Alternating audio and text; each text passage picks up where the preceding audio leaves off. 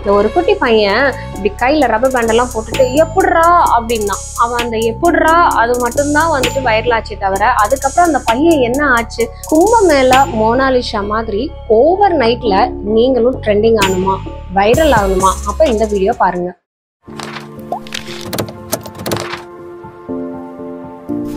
Side கேப்ல psychology கத்துக்கலாமா?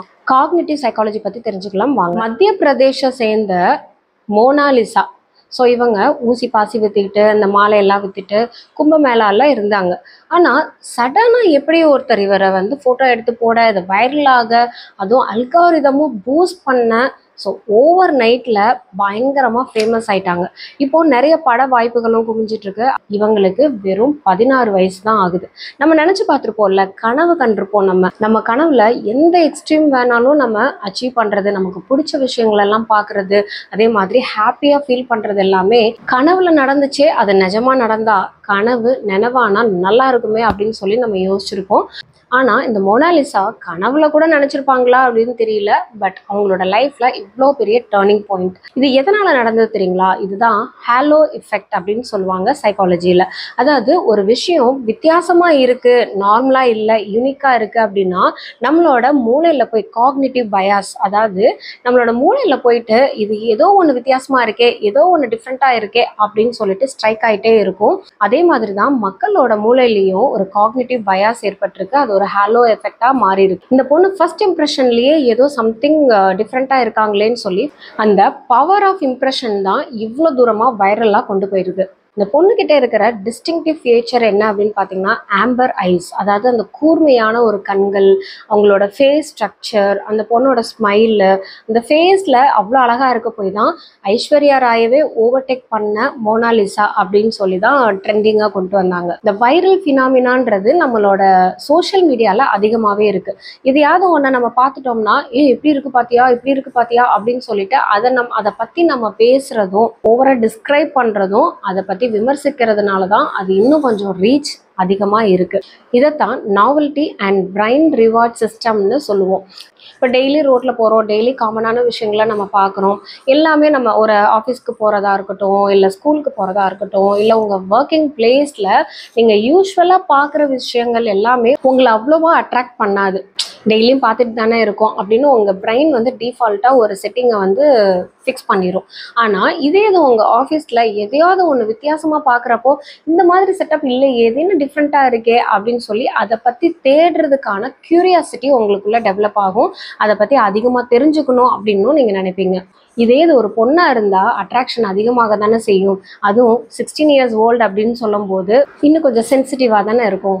இந்த advertisement கம்பெனிஸ்லாம் use பண்ணுற ஒரு காமனான பிரின்சிபல் தான் மியர் எக்ஸ்போஷர் எஃபெக்ட். அதாவது எதை நீங்கள் அதிகமாக பார்த்துக்கிட்டே இருக்கீங்களோ அந்த ஒரு விஷயத்தை தான் நீங்கள் அதிகமாக லைக் பண்ணுவீங்க. ஃபார் எக்ஸாம்பிள் டிவியில் வந்து அட்வர்டைஸ்மெண்ட்ஸ்லாம் வருதுன்னு வைங்களேன், அதிகமான அட்வர்டைஸ்மெண்ட், அதுவும் ஒரு கம்மியான செகண்ட்ஸில், ஒரு 3 செகண்ட்ஸில், ஒரு 4 செகண்ட்ஸில் ஒரு ஆட் வந்து ஃப்ரீக்வெண்ட்டாக வந்துட்டே இருக்குன்னா நீங்களே உங்களை அறியாமல் அந்த ஆடோட சாங்காக இருக்கலாம், மியூசிக்காக இருக்கலாம், ஹம்மிங்காக இருக்கலாம், இதை உங்களோட டே டு டே லைஃப்லையும் நீங்கள் உங்களை அறியாமையே யூஸ் பண்ண ஆரம்பிப்பீங்க. இப்போ இந்த 5 ஸ்டாருக்கு வந்துட்டு ஈட் 5 ஸ்டார் டூ நத்திங் அப்படிங்கிறது ஒரு சிம்பிளாக முடிஞ்சிடுது. ஆனால் இதை நீங்கள் நார்மலாக நீங்கள் டூ நத்திங் இல்லை நத்திங்ன்ற வேர்ட் வரும்போது நீங்கள் ஈஸியாக அதை ரிலேட் பண்ண முடியும். இந்த மாதிரி தான் அட்வர்டைஸ்மெண்ட் கம்பெனிஸ் ஒரு சீக்ரெட் சைக்காலஜியை ஃபாலோ பண்ணிட்டு இருக்காங்க, பேசிக் பிரின்சிபல்ஸாகவும் வச்சுட்டு இருக்காங்க. அதுக்கு தான் எங்கே பார்த்தாலும் போஸ்டர்ஸ், நோட்டீஸ், கட் அவுட்ஸ், இந்த மாதிரிலாம் நம்ம கண்ணில் படுற மாதிரி ஒரு விஷயத்தை ப்ரொமோட் பண்ணுறாங்க. ப்ரொமோஷன் அப்படிங்கிறது ரொம்ப இம்பார்ட்டண்ட்டாக இருக்குது. ஸோ அதே மாதிரி தான் இந்த பொண்ணை ஃபோட்டோ எடுத்தாங்க, இமேஜஸ் எல்லாமே போஸ்ட் பண்ணாங்க. ஆனால் அந்த அல்காரிதம், யூடியூபோட அல்காரிதம் அண்ட் சோஷியல் மீடியாவோட அல்காரிதமை யூஸ் பண்ணி ஃப்ரீக்வெண்ட்டாக எங்கே பார்த்தாலுமே இன்ஸ்டாவில், அப்புறம் யூடியூப்பில், போஸ்டர்ஸில், ஸோ இந்த மாதிரி இந்த பொண்ணோட கண் வித்தியாசமாக இருக்குது, இந்த பொண்ணோட ஃபேஸ் டிஃப்ரெண்ட்டாக இருக்குது, கும்பமேளாவில் இந்த மாலை தொடுத்துட்டு இருந்த பொண்ணுக்கு இவ்வளோ ஒரு அழகா அப்படின்லாம் சொல்லி விமர்சனம் பண்ணி ஒரு 1 வீக்காக அதை பற்றியே பேசி இப்போது அந்த பொண்ணை வந்து வேறு லெவலில் எடுத்துகிட்டு போயிட்டாங்க. ரீசெண்டாக கேரளாவில் நடந்த இனாக்ரேஷனுக்கு போன அந்த பொண்ணுக்கு வைர நெக்லஸ் கிஃப்ட் பண்ணுற அளவுக்குலாம் கொண்டு போயிட்டாங்க. இது எல்லாமே மியர் எக்ஸ்போஷர் எஃபெக்ட்னால தான். இதை இன்னொரு வகையாகவும் சொல்லலாம், பேடர் மெயின்ஹாஃப் ஃபினாமினா, அதாவது ஃப்ரீக்வன்சி இல்யூஷன்.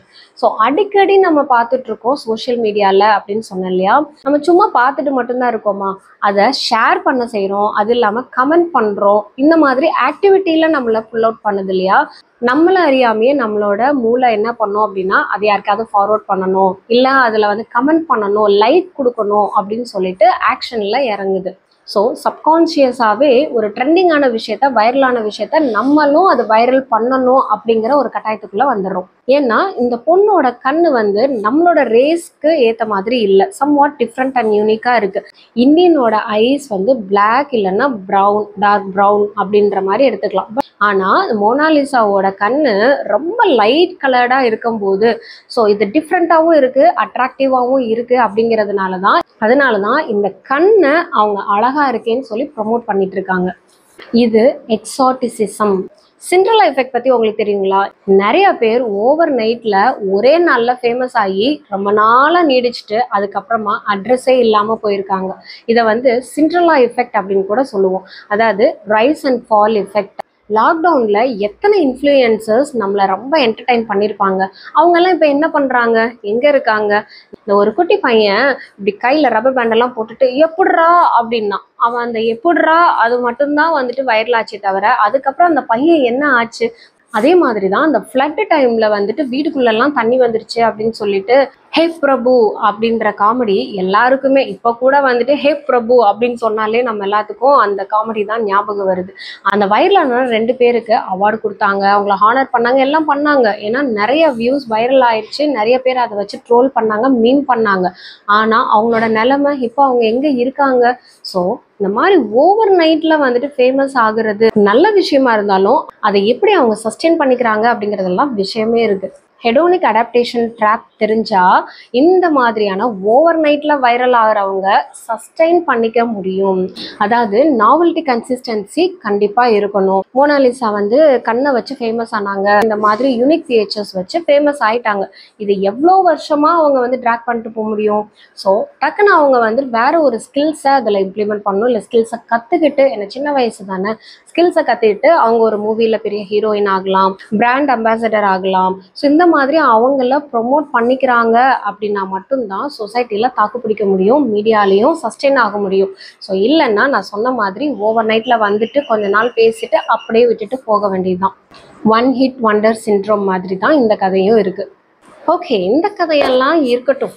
இந்த வீடியோ பார்த்துட்டு இருக்கிற வியூவர்ஸ் நீங்கள் ஒவ்வொருத்தருமே யூனிக் ஃபீச்சர்ஸ் உடையவங்க தான். உங்களோட யூனிக் ஃபீச்சர்ஸ் என்ன அப்படிங்கிறத நீங்கள் கண்டுபிடிங்க. உலகத்துக்கு ஓவர் நைட்டில் நம்ம ஃபேமஸ் ஆகலை அப்படின்னாலும் உள்ளத்துக்கு உண்மையாக ஆப்டிமிஸ்டிக்காக இருக்கும். இந்த மாதிரி இன்ட்ரெஸ்டிங்கான ட்ரெண்டிங்கான சைக்கலாஜிக்கல் கான்டென்ட்டுக்கு நம்ம சேனலை சப்ஸ்கிரைப் பண்ணிக்கோங்க. அண்ட் உங்கள் மனசில் ஏதாவது டவுட்ஸ் இருக்குது, இதை பற்றி தெரிஞ்சுக்கணும், டீட்டெயிலிங் வேணும் அப்படின்னா கமெண்ட்டில் உங்கள் குவரிஸை பதிவு பண்ணுங்கள். And take care of your mental health. Tata, bye bye, see you.